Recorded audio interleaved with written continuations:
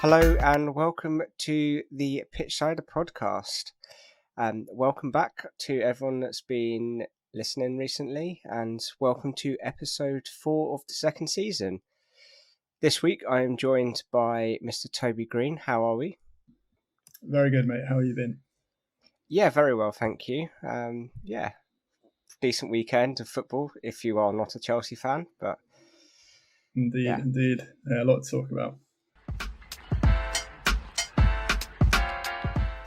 And yet, should we move straight on to the Premier League? Let's do it. Let's jump in. So I'll do a quick roundup of all the scores that have happened so far. So the first game was Tottenham versus Wolves that ended at 1-0 to Tottenham.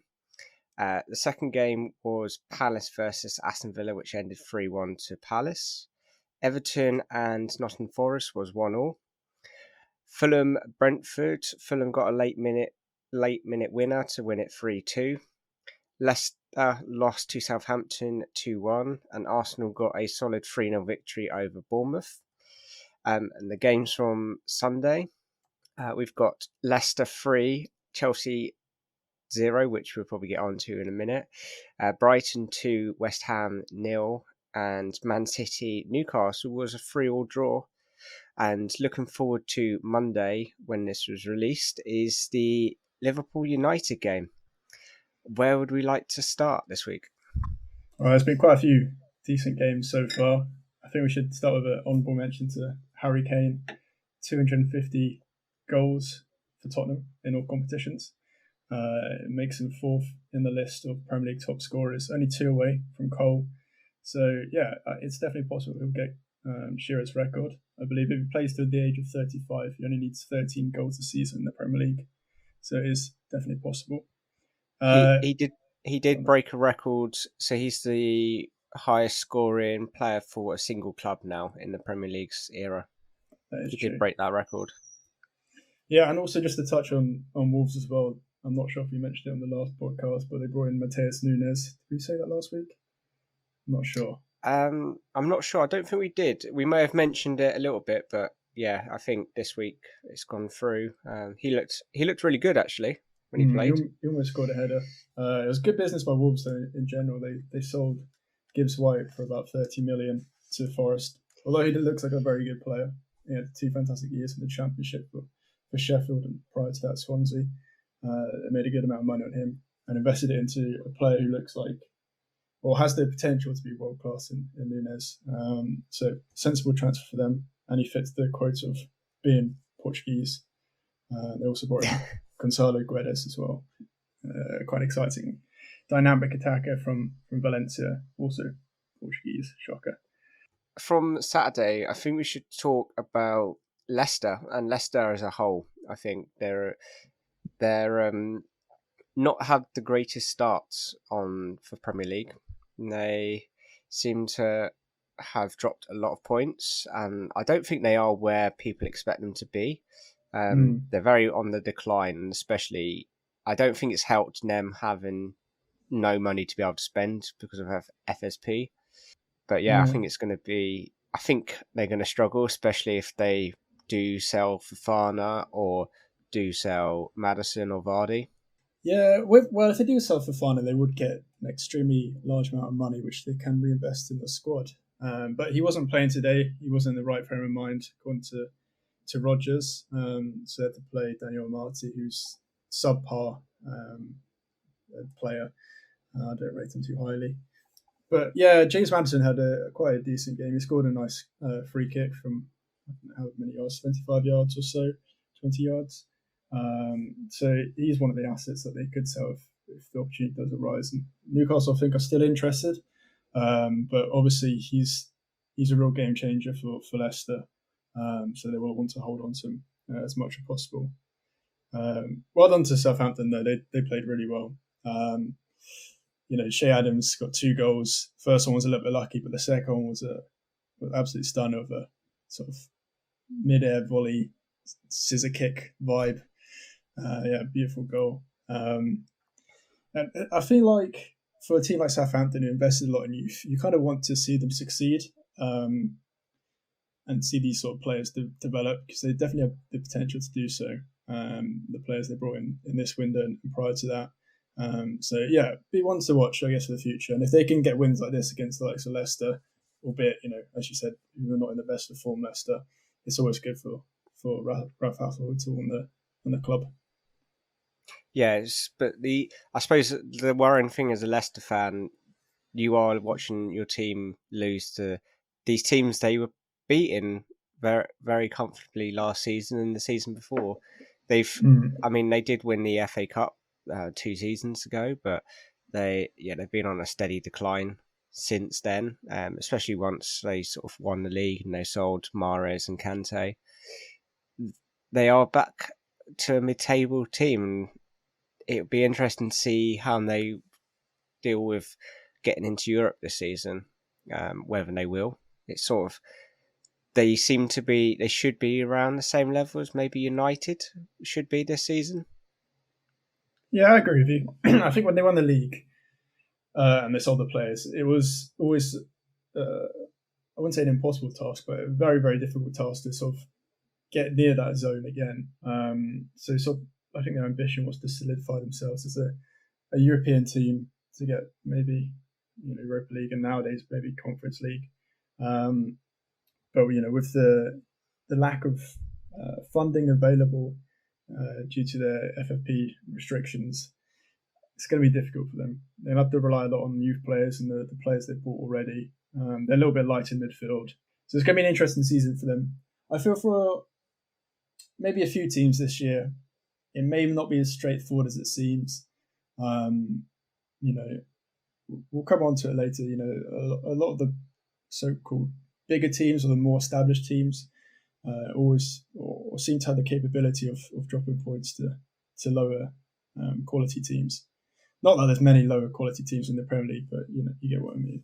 This is something to do with like the Premier League. So the Premier League is a league where you expect City to go and beat Newcastle 3-4-0. They got a 3-3 draw today, and you expect Chelsea to go and win against Leeds, a team that struggled last season and only just scraped out of the relegation zone, and they're coming to beat a team 3-0 Chelsea that looked very poor in that game. Yeah, absolutely. If we want to go into those games, we can sort of go through it as a whole. Chelsea looked really poor today. The only half decent player looked like Sterling. Looked like he could create and score goals.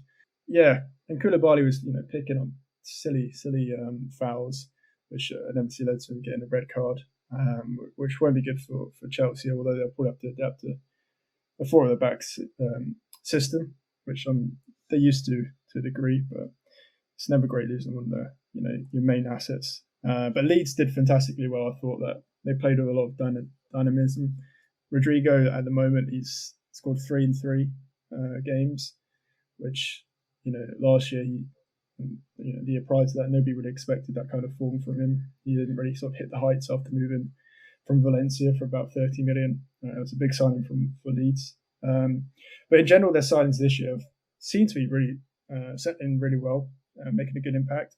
Brendan Harrison scored today. Tyler Adams looks like a really energetic defensive midfielder. Mark Rocker had a good game as well. And Christensen as well at fullback looked quite solid. So yeah, generally they look like a good team. And when you lose players like Calvin Phillips and Rafinha, obviously it brings in a lot of money, but you have to invest it wisely. And I think they have. And, there may be some of the doubters around. I know it's early days, but maybe some of the doubters around Marsch maybe sort of quieting down a little bit and seeing what Leeds can really offer and bring to the table in the Premier League. Yeah, it'd be interesting, especially with Leeds. They look more of a well-rounded team, if that makes any sense. Their signings they've brought in sort of level the playing field. I mean, Phillips was a great asset for them, but they now look like they've got 2 solid central midfielders, which will be able to do a decent job, which they did against Chelsea. Chelsea looked certain players. Gallagher had a better second half than he did in the first half, but I think he's trying to impress too much and he's trying to do too much. And he's filling in for like one of the world's best midfielders in Kante. So it's quite a hard job. I think we got to mention as well that it does make it harder for the team when the likes of Mendy makes it a catastrophic error like he did, trying to, I don't even know what he's doing, trying to play out from the defence or trying to sort of round Aronson from the back pass. It just it didn't work out. We've seen it a lot recently with keepers sort of making mistakes. I know the obvious one's De Gea, but in the Bundesliga we saw Flecken for Freiburg and a few other scenarios where this has happened. I'm not sure what the theme is. Maybe it's just early on in the season, still getting used to playing, and this is a sort of level or something. I'm not too sure what it is, but yeah, that never really helps the team when you give away easy goals like that. It doesn't really set yourself up for the rest of the game. There was something about Chelsea. The team wasn't set up correctly, maybe, or didn't have the right mentality going into this game. Seemed to pick up a few easy yellow cards, and yeah, it didn't seem. It just Cucurella didn't even have a good game. He was on really that poor, left to be fair, for most of the game. Compared to what these players played against Tottenham. I was going to ask you this actually. Do you feel like because Chelsea may have felt they were robbed from the 3 points last game, do you feel like they maybe, I don't know, felt a little bit disheartened this game, or just not as motivated? I'm not 100% sure on this. There probably is. I mean, it's still going on. The referee came out, and I don't know if they have full faith in referees at the moment. And yeah, they didn't. I mean, Tuchel was down on the touchline again, arguing with the refs during the game. So it's not a good atmosphere. I think there's a few players that we still are missing certain players, and I'm going to say we're very light in midfield as well at the moment, especially with Kante and Kovacic being injured. But it's no excuse. We've still got the likes of Gallagher and Loftus-Cheek and Jorginho all to sort of be able to fill in that squad. And yeah, it was disappointing as a fan. But yeah, I think there is part of that game that did have an effect on it. Whether they thought they had a point to prove or they just didn't listen to the game plan, who knows? I think Tuchel's going to have a right go at them this week, and it'd be interesting to see what they do on the next game, or whether we play a load of different players. I mean, our front three, we've played for 3 games now, and I don't think any of them have scored. No. Which is the worrying point. And we've got players like Pulisic and Ziyech on the bench. I mean, Ziyech had a really good shot. It was blocked for offside by Havertz. But yeah, he should have scored that, and it probably would have gone in if it didn't hit Havertz. But yeah, I agree. I feel like only Sterling really looked like the player who'd score from that team in this game. And when you don't have that out-and-out striker, I know you have Brozier, but he's injured at the moment, I think, or picked up a knock and wasn't available. He was on the bench, but you lose that sort of, that focal point of the team where you can sort of direct all your attacks through. Well, not all of them, but at least some of them. So who knows? It might be an issue for Chelsea later down in the line. But they bought a lot of younger players recently. Chukwuemeka for 20 million from Villa, and Casedi as well, the Italian midfielder from Inter Milan. So maybe they'll have an opportunity to have an impact in games later on. I know they're both extremely young. I think 19 for both of them. It might be an option for them. You never really want to rely on such unproven youth at such a level. Maybe we should move on. Let's talk about Man City and Newcastle.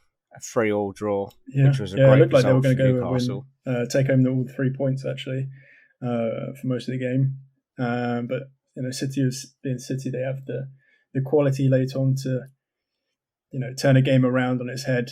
I thought for most of the first half, Haaland was pretty poor actually. He tried to get involved in some of the build up, dropped deep a little bit, and was getting mugged off a little bit and getting pushed around. And I know he wasn't really brought in to do that job, but even the top players will have to sort of adapt coming into the Premier League. He did score later on though. It was a nice goal. But yeah, for Newcastle in general, it's a very big result. They've, as we mentioned in the prior podcast, they've not really gone out and spent big on any one player. They've sort of tried to look at the team as a whole and find people who have good attitudes. I think that's one of Howe's policies, is not to bring any dickheads. And yeah, that's really what you want if you want to not really if you want to spend your money wisely. I know they've got a vast amount of funding, and obviously their back is they could go out and spend money, a large amount of money on a world class player, but you don't really need to. As long as you have a solid team and invest wisely, you should be fine. Just look at how Brentford have sort of solidified themselves as a Premier League team, although they did lose today just about. It's shown that money doesn't really guarantee success. And I guess the other example of that is the other flip side is looking at United and how much they spent not recently, in the last 10 years or so, and how success has not been coming their way in the slightest. So yeah, I guess it's a good way to go for any club. Talking of United, yes, as we record, this is Sunday night, so we've got the Liverpool versus United game tomorrow. As this podcast will be released, actually, I think kickoff is 8, and this will probably go live at 8. So let's do a little preview for this game. What is going to be your predictions for this game? Honestly, I feel like it won't be as bad as the Brentford defeat. 2-0 to Liverpool, perhaps, maybe 2-1 to Liverpool. I can't see United winning this one, of course, but I don't think the players probably won't be as stubborn as they were during the Brentford game. Maybe they'll treat it as like a one-off game, hosting a team that's not necessarily performing as well as they should be. Liverpool, maybe they're being a bit unlucky. And also they've got a lot of injuries at the moment and suspensions. Nunes is out, Jota is out, a few other players are not available. Firmino as well. Yeah. Not that I'm saying they will make a difference, but who knows? I don't think it'll be as dramatic a scoreline. That's what I'm saying. No, I don't actually see this being like it was last season, 5-4-0, like 9. I don't see you scoring, unless maybe I don't know if Martial is back for you, but I don't see Liverpool doing that well either, because they've got 2 attackers really out of the 3 they normally play. I think it's going to very interrupt their sort of rhythm and how they set up, because they're going to have to put the focal point on these 2 wingers rather than through like a false 9. Their midfield is very, very lacking, and they had to play players like Harvey Elliott last time. So it'd be interesting to see how they set up and whether they go a bit more defensive or they try and attack you, because then they can penetrate you and trying to get Salah in. But then for you know they're going to go through these 2 players, so it's going to be interesting because you can beef up. You can go 5 at the back with like 2 CDMs and try and beat them on the counter or something. It'd be interesting to see how Eric lines up to Jurgen. I can see it ending up in a draw. Yeah, it'll be interesting to see what position Eric's in like a 0-0 draw. Maybe he'll play right wing back or something. He's played every other position on the pitch. Maybe that's Eric's mission, is to get him to play the 11 positions throughout the season.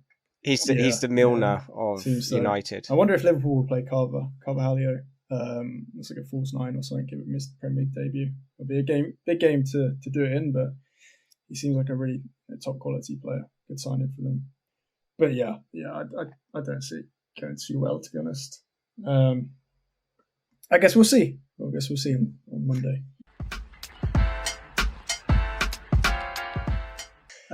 Let me do a roundup of the other European leagues.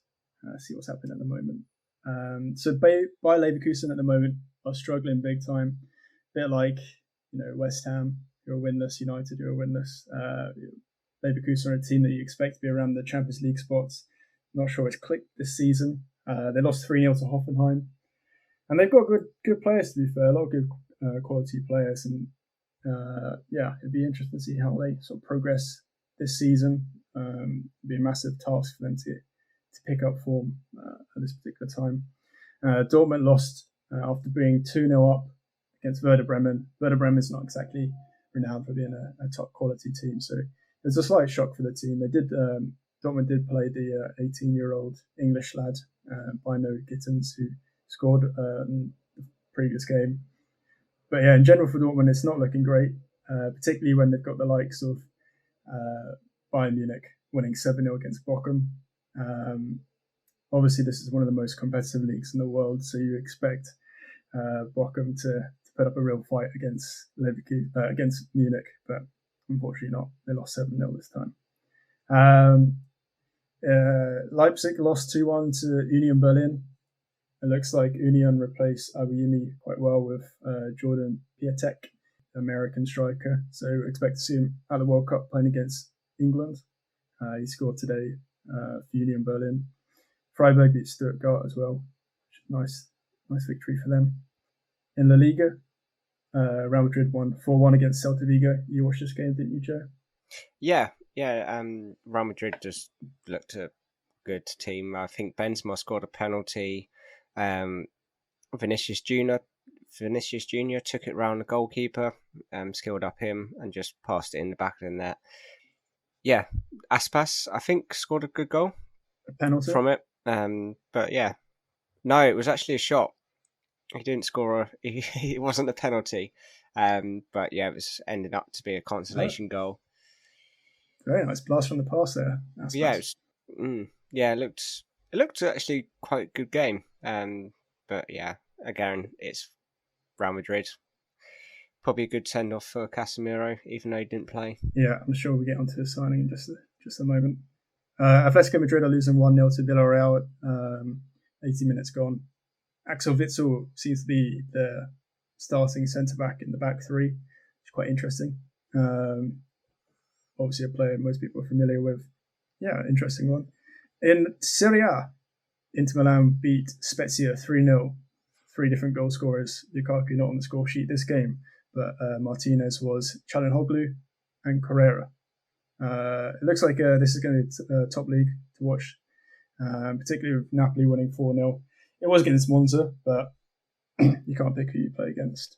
And also, yeah, Napoli's signings have been very promising on paper. They bought Raspadori, on loan with obligation to buy, i.e. the Italian way of buying players nowadays. They bought him in from Sassuolo. He looks like a real good player. They got a Georgian player whose name I won't be able to pronounce. It's I'll give it a go. Kvaratashvili. Nailed it. Better than I would have been able to do. He is a phenomenal talent, actually. He scored 2 goals in this game. He's also got 1 goal prior to this and his debut. But yeah, it looks like a real good player. Maybe one to watch out for. And also they brought Simeone, obviously son of the manager, Simeone, who's had quite a good career in Italy. He's only 27 years old. Last played for Hellas Verona. But yeah, he should be a good substitute option for Osimhen if he ever becomes injured. I know the pitch side of picks game today was Atalanta versus Milan. At the moment, Atalanta are winning 1-0 against Milan. Malinovsky has scored. Yeah, it looks like it's a top game. Obviously, there's no Ibrahimovic. He's out injured at the moment. Adimo Lukman, a London-born winger, scored in his previous game for Atalanta. He's on the bench today. Maybe he'll come on and make an impact. So yeah, there's top games going on around Europe. Also in Ligue 1 today, there was 9 red cards in 7 games. Oh wow! So I don't know what's happening in France, but yeah, they're going on a mad one. And also PSG are winning 2 against Lille. Shocker. Messi and Mbappe have scored. There was a game that I was going to put as a pitch either picks, but then I didn't realise Atalanta and Milan were playing today. It comes from the Brazilian league. Oh, yeah. You've got today. It is Flamengo versus versus Palmeiras. However, yes, 2 of the most followed teams in Brazil. 2 of the most richest teams in Brazil. Which I believe it's also a replay of the Copa Libertadores final. Yeah, is that how you say it? Final from last season. So yeah, it's definitely a game to go and watch the highlights of. It's currently 0-0 with 12 minutes played as at the time of recording this. And also Flamengo, they're a team that you'll recognise at least half of the players they've got. Diego Arturo Vidal, who played for Barcelona, Bayern Munich, and Juventus. Gabriel Barbosa, who had a stint at Inter Milan and Benfica. Obviously, Felipe Luis, who played for Chelsea. David Luiz as well. The list goes on. So yeah, if they're sort of the all stars of Brazil. I guess you can call it the MLS team of Brazil. Yeah, that's where they go to retire. Yeah, I think that pretty much wraps up the games from this weekend. But we have still an active transfer market. We have 10 days counting, I believe, for clubs to rack up all of their business. But there's been big news coming out of United, as I've already alluded to.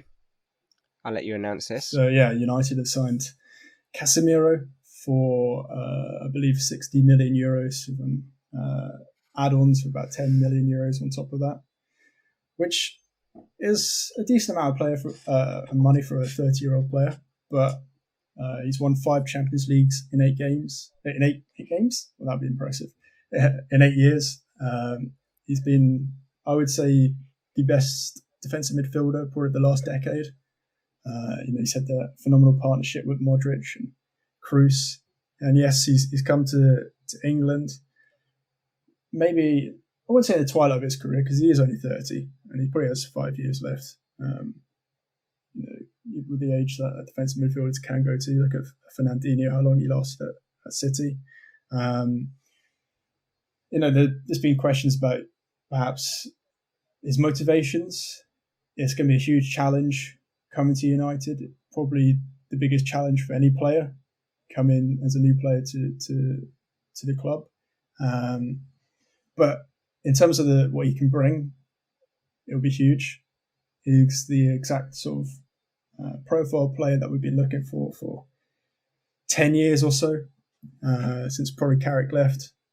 True defensive midfielder. We've only really had Matic, Herrera, possibly if you count him as a defensive midfielder, since then, really. So yeah, it's huge. Still a lot of work to be done. A lot of players to bring in to upgrade the squad to get it to that level. But this signing is definitely welcomed. Slightly out of the blue, I would say. Not sure anybody would have believed it if they said a year ago, let alone maybe even 4 weeks ago. If we said Casemiro was going to go to United, not sure anybody would have believed it. But yeah, good signing, positive signing. He won't be available for the Liverpool game, but for the rest of the season, yeah, I'm very happy with this. Yeah, it was kind of a key area you needed to strengthen in. Really you needed to strengthen in it last season as well. But yeah, he looks like he's going to be a solid signing. I think you still need at least another 4 players, maybe 5. Oh, well, we need to get rid of players first. We've already got quite a bloated squad, so that's the tricky bit, selling players on these high wages. But yeah, I do agree with you. We need to get in 3 or 4 players, particularly a striker and maybe a left winger. But we'll see. I'll quickly round off Chelsea. So the Fofana transfer saga rolls on another week. Fofana was actually left out of the Leicester squad and sat in the stands because he refused to play or he wasn't in the right mindset, which was said by Brendan Rodgers. So it could mean that the Chelsea deal was slightly moving nearer as he tries to force a way out of the club. Elsewhere, we've got Aubameyang. Chelsea have put in like a £12 million fee, a £12 million transfer fee with Alonso to try and sign Aubameyang, which will hopefully maybe solve some of their striker issues. But yeah, there's Chelsea are still linked to a few players. I think they're even linked to Casemiro once United put in a bid. I think that rounds up all the big signings. I know João Pedro from Watford has gone to Aston Villa for around £25 million. That's another big one, I guess. Eric Bailly has been loaned out to Marseille with an option to buy. Not necessarily going to get bought, but I guess there's a step in the right direction, as I said earlier. Getting rid of the players one way or another. Dele Alli is going to Besiktas in Turkey. How the mighty have fallen on that one. 4 or 5 years ago, he was worth about £100 million, and now he's probably worth about 5. Yeah, I think if they do sell him for 5-6 million, Tottenham get 25% of that fee, so they will get like $1 million or $2 million out of that deal. Who gets the rest? Everton. MK Dons. Everton. Oh yeah, Everton. Oh yeah, I forgot he moved to Everton. He had such a big impact there. I completely forgot. Yeah, and I think he hasn't played enough games to trigger. They might have paid like 10 million for him. I don't think they've. Well, it was 20 games for I think 10 million or something silly, and I don't think he's played anywhere near that. No, so it's more like Everton are just making money out of him, more or less. But yeah, see how well he does in Turkey. I mean, there's a few other players linked elsewhere. You've got Emerson going to West Ham, potentially. Looks like that from Chelsea. But yeah, and there's been Chelsea and United. I know we mention them quite a lot, but yeah, they're the clubs that seem to be doing a lot of the business. A lot of the other clubs have done all of their business at the moment. I'm sure a few of them will get more signings, especially probably Forest. During the last few days of the transfer window, and especially on deadline day. But yeah, I don't think there's any more we've missed. I don't think so. The big ones. Obviously, Anthony might be on the move from Ajax to United, and Depay might be off to Juventus.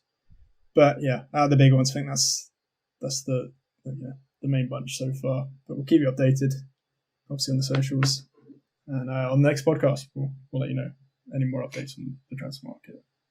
Yes, yeah. So I think that about wraps up the podcast for this week. Bit of a shorter one this week, and there's not, apart from what we've mentioned previously on pods, as we've updated you on everything. Yeah, as Toby said, the socials are the best places to keep updated with all of the latest transfers. It's at the Pitchsider for Instagram and Twitter, and also our website is the best place to get access to either the podcast or our social medias or the latest articles. Thank you for joining me this week, Toby. Thanks, mate. It's been good. And thank you for the listener for listening and joining us. And we look forward to seeing you next week. And goodbye.